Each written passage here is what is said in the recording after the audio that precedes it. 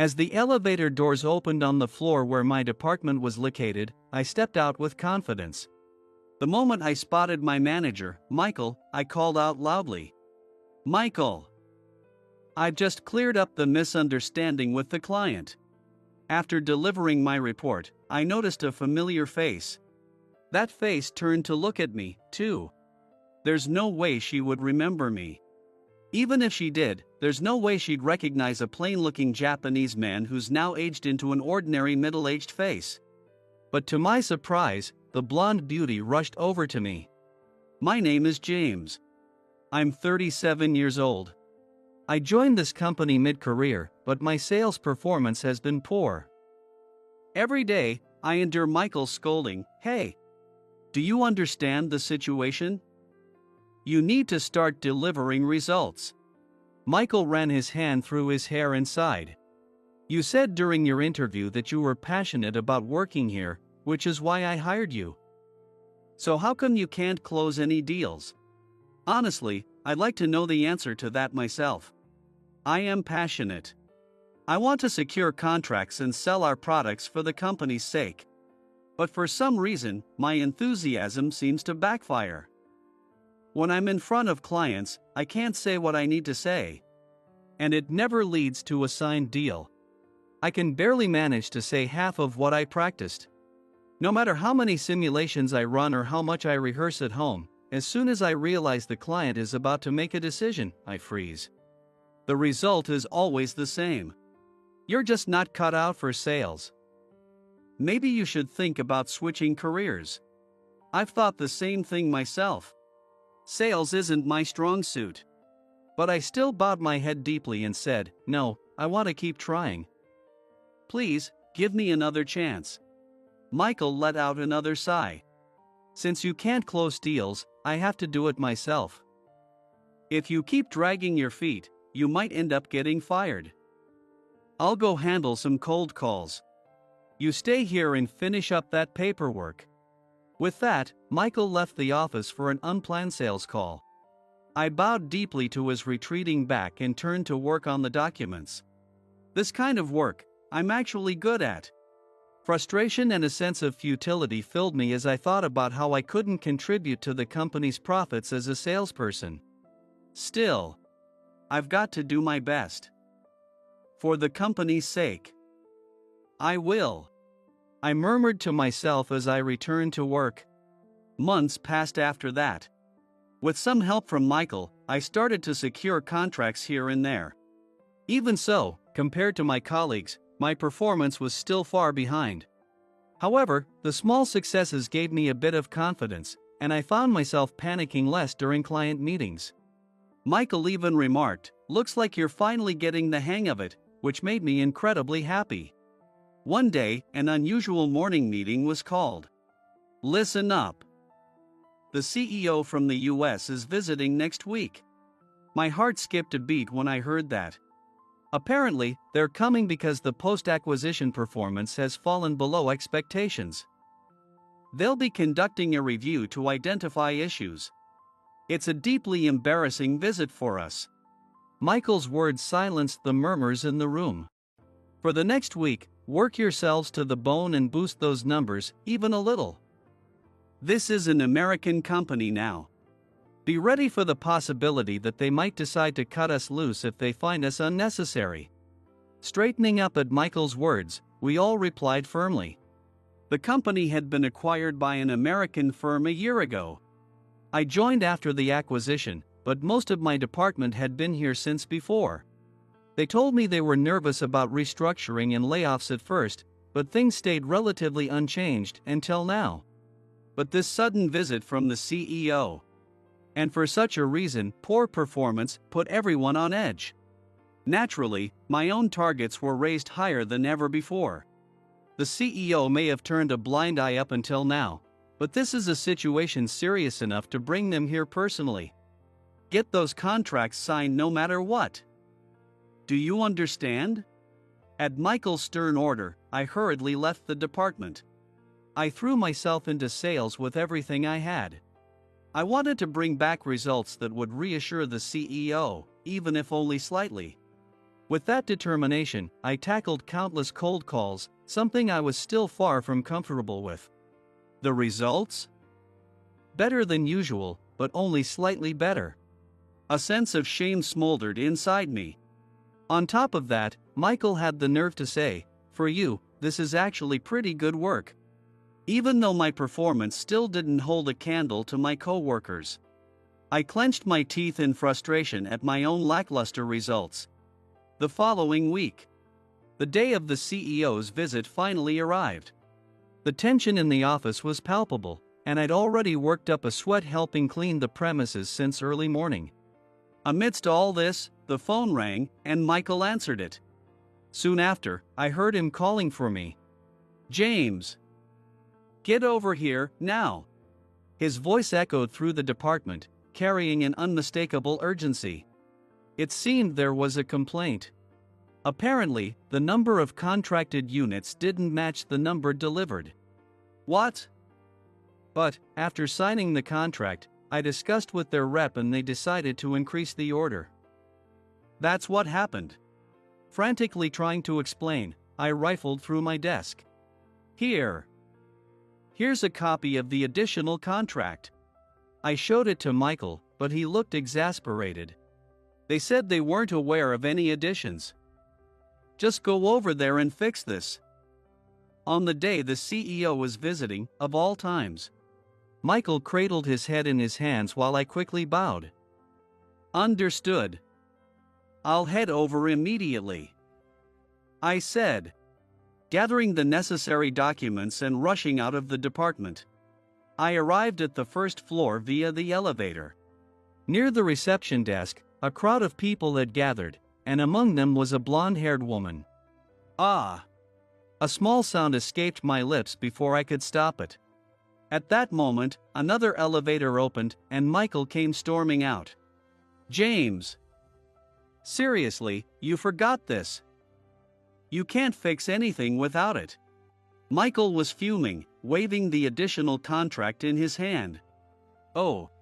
In my haste, I had apparently left the additional contract with Michael after showing it to him earlier. Pull yourself together. Take a deep breath, James. Deep breath. All right, now go.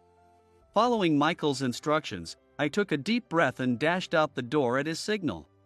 As I moved, I thought I caught a faint trace of perfume in the air. A few hours later, I returned to the office, utterly exhausted. The person with whom I had originally finalized the additional contract had called in sick, leaving me to negotiate persistently with one of the other representatives from the earlier meeting. The image of blonde hair flickered in my mind repeatedly. Each time, it gave me a strange sense of courage. In the end, I managed to persuade them about the additional contract, and they agreed to proceed with the delivery as planned. They even saw me off with a smile. But it felt like I had poured every ounce of energy I had into the effort, leaving me utterly drained. I wanted nothing more than to head straight home, but I had to report back first. At the company's entrance, I straightened my posture, summoning what little strength I had left, and walked through the automatic doors. Riding the elevator up to my department's floor, I stepped out with determination. The moment I spotted Michael, I raised my voice. Michael! I've resolved the client's misunderstanding. After delivering my report, I noticed a familiar face. That face was looking at me, too. There's no way she remembers me. Even if she does, she wouldn't recognize a plain Japanese face that's now aged into a middle-aged one. But contrary to my expectations, the blonde beauty ran straight toward me and exclaimed, "James," before throwing her arms around me in a hug. The people around us were stunned, and I didn't understand what was happening either. I stared at her in disbelief. "Cindy, could it be, do you remember me?" I asked in English. Her eyes sparkled as she nodded emphatically. "Of course I remember. James. I've missed you. What are you doing here?" I couldn't help but smile faintly. "Sales. I wanted to be helpful to you in some way. Though, my performance has been terrible. It was only then that I noticed the stares from those around us. Embarrassed, I stepped back from Cindy and began explaining. The truth is, as a child, I had lived in the US because of my parents' work. I spent so much time abroad that I even forgot how to speak Japanese at one point. During those years, my favorite hobby was creating my own games. I loved programming. Games, which transcended language barriers, became a source of comfort for me, especially as a kid. I wanted to create games that could transcend the boundaries of countries. With that dream in my heart, I devoted myself to game development from a young age. It was during high school that I met Cindy. With her radiant blonde hair, flawless skin, and striking features, she was incredibly popular, not to mention wealthy. She was always surrounded by a group of friends, like an entourage. Honestly, she seemed like someone who existed in a completely different world from mine. One day, while I was sitting outside reading a book, Cindy passed by. Many of the students at school had never seen the colorful packed lunches that Japanese students often brought, and they were intrigued. But a few in her group pointed at me and muttered words like poor. Cindy and her friends always ate lunch in the cafeteria. It was apparently a sign of being wealthy. But I loved the lunches my mother made for me. I wasn't eating a packed lunch and reading to pass the time because I was poor. That conviction ran deep within me, so their comments didn't bother me at all. Then, one of Cindy's entourage spoke to me. They started rambling on about how Cindy was the daughter of a major corporation CEO and would eventually inherit the company. The details I hadn't asked for. That must be tough, I replied casually. Cindy asked me in a calm voice. Are you saying that my life is tough? I tilted my head slightly. Well, I can't say for sure if it's tough for you. But if I were in your position, I'd think it's tough. Cindy bit her lip lightly. I'm rich and privileged, so it's not tough. I studied her face carefully. Being rich doesn't mean life isn't tough. Being privileged doesn't mean life isn't hard. Everyone has their struggles. Taking on the pressure of running a big company someday, isn't that tough?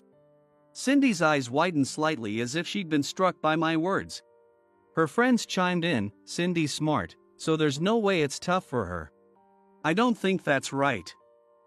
Just because someone is privileged doesn't mean their life isn't tough. You shouldn't make assumptions like that. With that, I dropped my gaze back to my book. I felt like arguing wouldn't lead anywhere. Cindy and her entourage left, seemingly unimpressed by my response. But from that day forward, Cindy started speaking to me occasionally. She'd glance at the programming books I was reading and say things like, "Do you actually understand what this says, James?" It's all Greek to me. While furrowing her brow. Sometimes, she'd say things like, I feel like having lunch outside today, but honestly, eating with so many friends, isn't that your thing, James? Whatever, it doesn't matter. Then, during lunch, Cindy appeared in front of me, glancing around nervously to make sure no one saw her.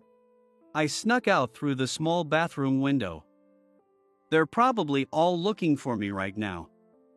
Hey, we can't stay here, they'll find us. Let's go somewhere else.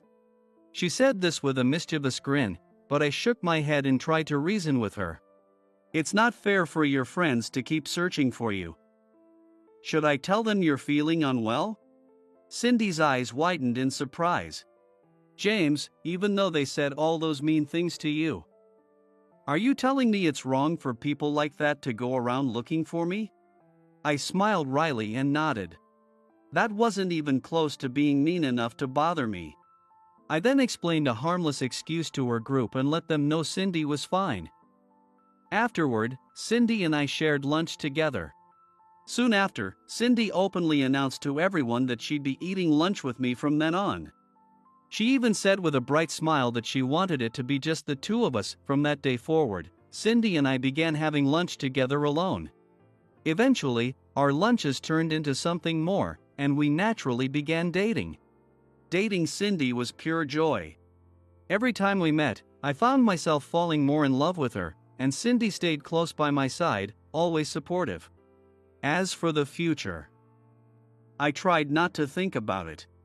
A rich heiress to a major company and a plain, unremarkable Japanese guy like me. There was no way it could work out in the long run. But we were young, and we didn't dwell on such thoughts. Instead, we immersed ourselves in our sweet romance. Things changed during our second year of high school. My parents decided to move back to Japan, and naturally, I had to go with them. I declared to Cindy that I would return to the US for college and come back to her. Cindy said, "Our company is aiming to expand into the IT industry.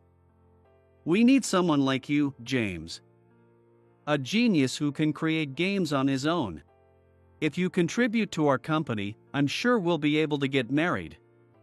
So, promise me you'll come back," with such conviction that we decided to try a long-distance relationship between Japan and the US. I truly believed we could make it work. But as young as we were, we lacked the patience for it. The time difference between the US and Japan made communication challenging. Back then, international calls were not something you could make casually. Though Cindy's family was wealthy, her parents didn't allow her to spend money frivolously. They believed in raising her with grounded values. As for me, I came from a typical middle-class family. Frequent international calls and long conversations weren't something we could afford. The internet was still in its early stages, which only added to the frustration. It was Cindy who broke first. "Why don't you call me? Why are you always so tired?" she asked. I was struggling in Japan, trying to prepare for admission to an American university. The American curriculum was completely different, and just keeping up with my high school classes was hard enough. I felt bad, but my responses to her became more and more neglectful. After countless arguments, Cindy quietly said, "Goodbye." At that time, I didn't have the energy to beg her to stay. "I've met someone else." "I can't help it, we never see each other," she said. I nodded weakly. "I'll always wish for your happiness, Cindy. I'll pray from Japan for your company's success." Those were the last words I said to Cindy. And so, we broke up. Without the goal of returning to the US, I enrolled in a Japanese university and eventually joined a major company as a systems engineer. Despite my ordinary appearance, I was recognized as a genius programmer, highly valued for my technical skills and contributions to the company. Because I was so well regarded, I attracted a fair amount of attention from women, and there were times when things seemed promising. But I was naturally shy and always busy with work. Those opportunities eventually fizzled out, and I settled into a solitary lifestyle. One day, I came across shocking news. Cindy had become the CEO of her family's company after her father's sudden death. The ambitious new CEO was expanding aggressively, even acquiring a Japanese company. And she plans to further expand the business, even from Japan. I can still help Cindy, I muttered to myself. With that determination, I submitted my resignation to the company where I had worked for many years. I applied to the company Cindy's had acquired, despite having no experience in sales. During the interview, I passionately explained my reasons for wanting to join, and somehow, I got the job. The high turnover of anxious employees following the acquisition was probably one reason why an inexperienced person like me was hired. And so, here I was, struggling to secure contracts but still working as an employee of Cindy's company. When I finished telling my story to my colleagues, they were all wide-eyed with disbelief. "Taking an unfamiliar job for a woman you broke up with nearly 20 years ago? That's reckless to the point of insanity," one of them said. I smiled bitterly. I think so too. Honestly, I feel like a leech, not being able to contribute much. I scratched my head and turned to face Cindy. But I'll do my best to be of help someday. Please let me keep working here. I bowed deeply to her. Cindy smiled faintly. Silly man. With that, she turned on her heel and walked toward the elevator. I've identified the main issues. I'll send you my improvement plan by next month. Leaving those words behind, Cindy stepped into the elevator and quickly left the department. Feeling a twinge of sadness, I returned to my work. After work, I found myself trudging home, lost in thought. I hadn't seen Cindy again after that. She was probably busy inspecting other floors, but she never returned to the sales department. A few hours later, I heard that the CEO had already completed her inspection and left. My heart sank. Just a little. I had allowed myself to hope, even if just a little. If she still felt nostalgic about me, maybe she'd come back to the sales department. Maybe we'd exchange contact information, at the very least. I knew she was still single. The faint hope I had that maybe, since she didn't have anyone in her life, there might still be a chance, was completely shattered. She's probably already on a plane by now. She must be incredibly busy. Flying all the way to Japan, not even sightseeing, and heading straight back. Just thinking about it made my head spin. Turning into the narrow alley, I approached the apartment building where I lived. When I casually looked up at the door to my second floor unit, I nearly jumped out of my skin. Cindy was standing there, smiling and waving at me. "Hi. I've been waiting for you." The sight of the CEO of a massive American corporation, standing in front of the shabby door of my old apartment, dressed in a tailored dress and accompanied by a towering man who was clearly her bodyguard, was beyond surreal. I invited Cindy inside. The man beside her was apparently both her bodyguard and secretary. Cindy told him to wait outside, but I objected. However, I told him that waiting right in front of the door would inconvenience my neighbors. The bodyguard pleaded, explaining that he couldn't be separated from Cindy, no matter what, and asked if he could wait somewhere, anywhere, nearby. In the end, because Cindy insisted on being alone with me, I let the bodyguard wait in my bedroom. Having a bodyguard in my bedroom, this is so weird, I muttered while nervously making tea. Cindy laughed, her voice light and carefree. "It's his job. You could have just let him wait outside." "You're as kind as ever, James." But honestly, I wasn't being kind, I was worried about rumors spreading if a burly man loitered outside my door. Not that it mattered, given that the sight of a blonde beauty and her bodyguard at my apartment had probably already drawn plenty of attention. How do you even know where I live?" Speaking English again after so long felt clumsy. "Who do you think I am?" Cindy replied, a teasing glint in her eyes. "Right. I worked for her company, after all. That's an abuse of power." I muttered in Japanese. Cindy narrowed her eyes sharply. "You haven't changed a bit," James, still muttering in Japanese. "Whenever you don't want me to hear something." Her observation made me stick my tongue out playfully. "Well, it's convenient that you can't speak Japanese." I chuckled, but Cindy pulled out her phone. "Guess I'll let the translator handle it. Technology could be annoyingly efficient sometimes." "So, what is it?" "You tracked down my address, waited for me. You could have just met me at the office." I tried to mask my embarrassment by pouting. Even though her visit filled me with joy, I couldn't help but act composed. Cindy's eyes softened, and she looked at me with a hint of vulnerability. "James, did you not want to see me?" Her question left me speechless. The moment I arrived at the office, I heard someone say James. I turned around immediately, but you were already out the automatic doors. I tried to convince myself it was a mistake, that it wasn't you. But during the whole inspection, I couldn't stop thinking about you. I couldn't focus on anything else. I sighed deeply. I had to go apologize to a client. I wanted to call out to Cindy when I saw her, but you saw me at my worst, didn't you? I glanced at Cindy, who chuckled softly. "You shouldn't forget something as important as a contract." She teased, clearly having overheard Michael's scolding. I turned bright red.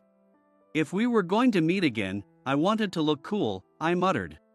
Cindy gently placed her hand on my shoulder. "You already do." Her words made me look at her. "No matter what kind of James you are, you're always cool."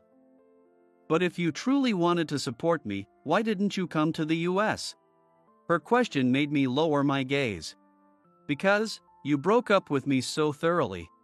Tears welled up in Cindy's eyes. But I wanted to see you all this time. I erased your number and all your contact information to move on, but the James in my heart never disappeared. No matter who I dated, no matter how much I buried myself in work, it was always you. Without thinking, I wrapped Cindy in a tight embrace. I couldn't stop thinking about you either, Cindy.